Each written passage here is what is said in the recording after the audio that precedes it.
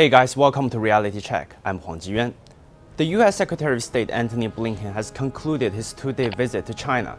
He met with Chinese President Xi Jinping, senior diplomat Wang Yi, and Foreign Minister Qin Gang.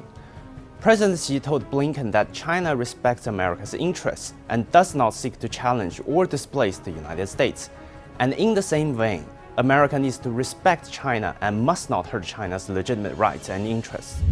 She said, major country competitions does not represent the trend of the times.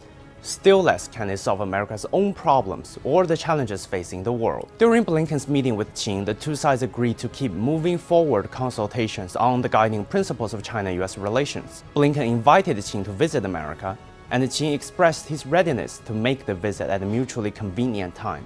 All in all, quite routinized, standard diplomatic meetings. But to be frank, few people expected major breakthroughs.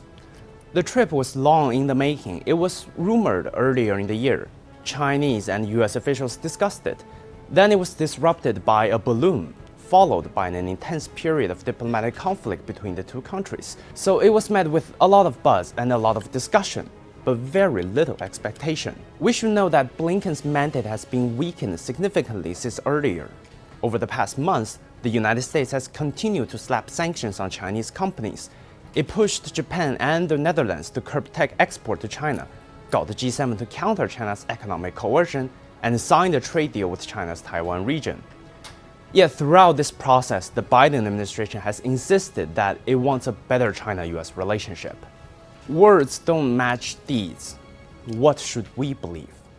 I'm concerned that these meetings serve the American narrative that it's managing the relationship, which is meant to reassure and reassert a type of paternalism in global discourse, while also using these engagements as opportunities to showcase either its power or, more dangerously, to portray itself either as a victim or the hero who's going to protect others from a rising China. And American politicians aren't helping the situation.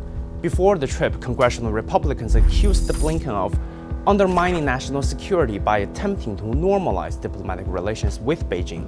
One high-level Republican representative said the Biden administration's weak actions on the global stage continue to embolden the CCP. You have to admit, under these circumstances, the distrust and the aggressiveness, even clearing the air, is hard.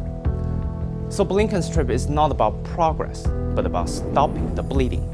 One of the challenges here in the United States overall in relationship to the U.S.-China relationship is to help Americans understand that even as we have differences, that it's important that both sides treat one another with respect that they deserve. If you're negotiating a business deal, I think you have to start off with the principle of mutual respect. And then really the hard part is getting to mutual understanding. And if you can get through being aligned to mutual understanding, you can have mutual benefit. There are people in the United States who understand this. Before Blinken's visit, China welcomed many American business leaders to visit. Bill Gates, Elon Musk, and other heavyweights were met with more enthusiasm and optimism.